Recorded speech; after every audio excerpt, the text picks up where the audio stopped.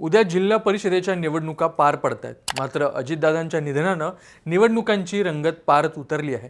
ना कुठे जोरदार सभा, ना रॅल्या, पण तरीही उमेदवार कस लावतायत. अशातच काही जिल्ह्यांचं राजकारण पार ढवळून निघतंय. त्यातलाच पश्चिम महाराष्ट्रातला महत्त्वाचा जिल्हा म्हणजे रांगडा सातारा. महाराष्ट्राच्या राजकारणात सातारा म्हणजे नुसता जिल्हा नाही, तर ते एक पॉवर हाऊस आहे. यशवंतराव चव्हाणांपासून ते क्रांतिसिंह नाना पाटलांपर्यंत या मातीने देशाला नेतृत्व दिले. पण आज आज सातारा जिल्ह्याचं राजकारण एका अशा वळणावर येऊन ठेपलंय जिथं इतिहासात कधी नव्हता एवढा संघर्ष पेटलाय. एकीकडे सत्तेची गणितं आहेत, तर दुसरीकडे डोळ्यात पाणी आणणारी दुर्दैवी घटना. जिल्हा परिषदेची टर्म संपवून वर्ष लोटली, प्रशासक राजवट आली आणि आता जेव्हा बिगुल वाजले तेव्हा साताऱ्याच्या रणांगणात नक्की काय चाललंय? भाजपचं मायक्रो प्लॅनिंग, शिवसेनेची आक्रमक चाल आणि दुसरीकडे आपल्या लाडक्या नेत्याला अर्थात अजितदादांना गमावल्याचं दुःख उराशी बाळगून लढणारी राष्ट्रवादी काँग्रेस. हा संघर्ष साधासुद्धा नाहीये.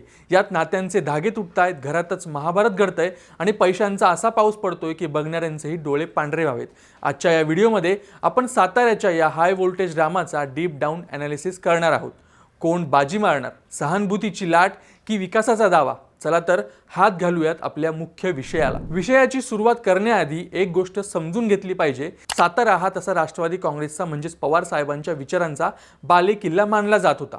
जिल्हा परिषदेच्या स्थापनेपासून काँग्रेस आणि नंतर राष्ट्रवादी काँग्रेसने इथे निर्विवाद वर्चस्व गाजवलं. पण यंदाची निवडणूक पूर्णपणे वेगळ्या वातावरणात होतीये. अजितदादा म्हणजे कामाचा माणूस. सातारा जिल्हा परिषदेसाठी त्यांनी दिलेले योगदान कोणीच नाकारू शकत नाही. पण आता बघितलं पाहिजे की भाजपचा गेम प्लॅन. भाजपने सातारा जिल्हा परिषद ताब्यात घेण्यासाठी जी फिल्डिंग लावली आहे ती बघून भल्या भल्यांना घाम फुटलाय. देवेंद्र फडणवीसांच्या मार्गदर्शनाखाली साताऱ्यात भाजपने एक विनिंग मशीनच तयार केलंय. यांचं नेतृत्व कोण करतंय तर सार्वजनिक बांधकाम मंत्री शिवेंद्रराजे भोसले आणि ग्रामविकास मंत्री जयकुमार गोरे या दोन्ही मंत्र्यांचं ट्युनिंग सध्या जोरात आहे. त्याची टॅगलाईन क्लिअर आहे. सातारा जिल्ह्याचा विकास करायचा असेल तर जिल्हा परिषद भाजपच्या ताब्यात द्या. त्यांना साथ आहे खासदार उदयनराजे भोसले यांची. आमदार डॉक्टर अतुल भोसले, मनोजदादा घोरपडे, माजी खासदार रणजितसिंह निंबाळकर ही सगळी हेवीवेट मंडळी मैदानात उतरली आहेत. भाजपने काय केलंय? त्यांनी फक्त उमेदवार दिले नाही तर प्रत्येक गटात प्रत्येक गणात एक मायक्रो मॅनेजमेंट सिस्टम उभा केली आहे. निवडणूक प्रभारी धैर्यशील कदम, मदनदादा भोसले आणि सत्यजितसिंह पाटणकर यांच्या मदतीने भाजपने तळागाळात एक चक्रव्यूह रचलंय.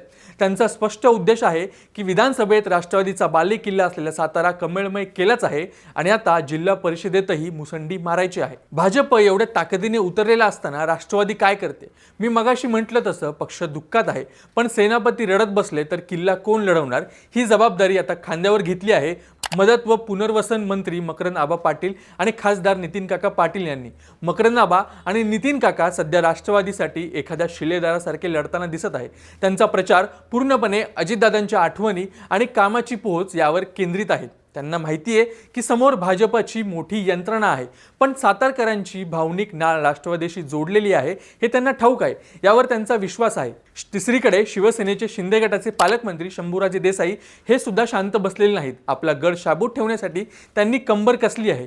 महायुतीत असूनही अनेक ठिकाणी मैत्रीपूर्ण लढती किंवा छुपे वार होत आहेत, हे नाकारता येणार नाही.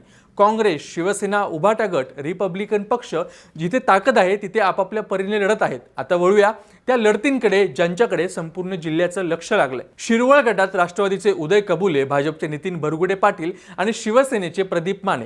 खरी गंमत म्हणजे भाजपने भरगुडे पाटलांना ऐनवेळी पक्षात घेऊन उमेदवारी दिली, त्यामुळे इथे समीकरणं बदलली आहेत. खेड बुद्रुक इथं चौरंगी सामना आहे. शिवसेनेचे नंदकुमार घाडगे, भाजपचे ऋषिकेश धायगुडे, राष्ट्रवादीचे गणेश धायगुडे आणि वंचितचे सुरेश जावळे. आता इथे मतांची जी विभागणी होणार आहे त्याचा फायदा नेमका कोणाला होणार हा खरा प्रश्न आहे. मान आणि मार्डी, मान तालुक्यातलं राजकारण तर नेहमीच गाजतं. आंधळी गटात शेखर गोरे यांच्या पत्नी सोनल गोरे आणि राष्ट्रवादीच्या दीपाली जगदाळे यांच्यात लढत आहे. खुद्द शेखर गोरेंनी इथं ताकद लावली आहे. पण सर्वात जास्त चर्चा आहे ती मार्डी गटाची. इथे स्वर्गीय आमदार सदाशिवराव पोळ यांच्या दोन्ही सुना एकमेकींच्या विरोधात उभ्या आहेत. होय, तुम्ही बरोबर ऐकलं. सोनाली मनोजकुमार पोळ राष्ट्रवादीकडून तसंच भारती संदीप पोळ भाजपकडून. घरातच काटेकी टक्कर पाहायला मिळणार आहे. जिंकणार पोळ आणि हरणारही पोळच. पण जिंकणारा पक्ष कोणता असेल यावर घराचं आणि जिल्ह्याचं राजकारण ठरणार आहे. फलटणमध्ये रामराजे नाईक निंबाळकर विरुद्ध खासदार रणजितसिंह नाईक निंबाळकर हा संघर्ष पुन्हा एकदा पेटला गेलाय। तरडगाव, साखरवाडी, विडणी आणि अशा सर्वच महत्त्वाच्या गटांमध्ये हे दोन गट एकमेकांसमोर उभे टाकलेत। इथे उमेदवार फक्त निमित्त आहेत, खरी लढाई या दोन राजांमध्येच आहे। रासप, शिवसेना आणि अपक्ष उमेदवार कोणाची मतं खाणार यावर इथं निकाल लागेल। आणि मंडळी, या निवडणुकीचा एक काळा भाग म्हणजे पैशांचा बेसुमार वापर। कुकुडवाड गटाचं उदाहरण घ्या, तिथे सप्तरंगी लढत होतीये। राष्ट्रवादीने अनिल देसाईंना तिकीट दिलं म्हणून भाजपने अरुण गोरेंना उतरवलंय, पण या गटात जे चाललंय ते भयानक आहे। स्थानिक लोकांच्या चर्चेनुसार इथे पैशांचा महापूर आलाय। अनेक गुंड प्रवृत्तीचे लोक निवडणूक उतरलेत। रोजच हाणामारी, वादावादी आणि उघड उघड मतांसाठी बोली लावली जाते। दुर्दैवाची गोष्ट म्हणजे निवडणूक आयोगाचं याकडे लक्ष दिसत नाहीये, अशी सर्वसामान्यांची तक्रार आहे। लोक उघडपणे सांगतायत की निवडणूक आयोगाने आता तरी जागं व्हावं आणि या प्रकाराला रेटावं। लोकशाहीत जेव्हा पैसा वळू लागतो तेव्हा विकासाचे मुद्दे मुके होतात, हे यातूनच दिसतंय। आणि आता जाता जाता महाबळेश्वर आणि जावळीचा धावता आढावा घेऊयात। महाबळेश्वरमध्ये तळदेव आणि भिल्लार गटात महायुतीचे तीनही पक्ष एकमेकांशी भिडतायत। भिलार हा तसा राष्ट्रवादीचा बालेकिल्ला, पण तो फोडण्यासाठी भाजपने रान उठवले। बाळासाहेब भिलारे यांचे घर काय भूमिका घेणार यावर सगळं अवलंबून आहे। जावळीमध्ये उपमुख्यमंत्री एकनाथ शिंदे ही निवडणूक प्रतिष्ठेची करतायत। मसवे गटात त्यांनी संदीप पवारांना ताकद दिली, तर विरोधात शिवेंद्रराजेंनीच वसंतराव मानकुरे यांना उतरवलंय। म्हणजेच महायुतीतले दोन मोठे नेते इथे आमने सामने आहेत। कुडाळ गटात तर जिल्हा परिषदेचा अध्यक्षपदाचा दावेदार ठरू शकणारी लढत आहे। जयश्री गिरी भाजप विरुद्ध पूनम नायकुडे राष्ट्रवादी। आणि आता पाहूयात की साताऱ्यात काय चाललंय। साताऱ्यात शिवेंद्रराजे आणि उदयनराजे आणि शशिकांत शिंदे यांच्यात सामना आहे।